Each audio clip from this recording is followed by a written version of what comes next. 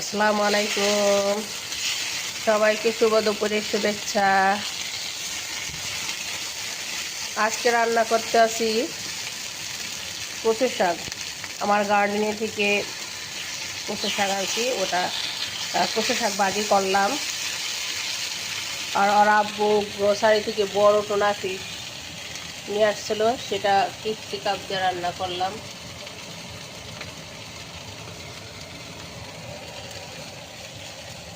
তো এই ছিল আজকে দুপুরের রান্নার আয়োজন। কচু শাক ভাজি আর টুনা ফিশ।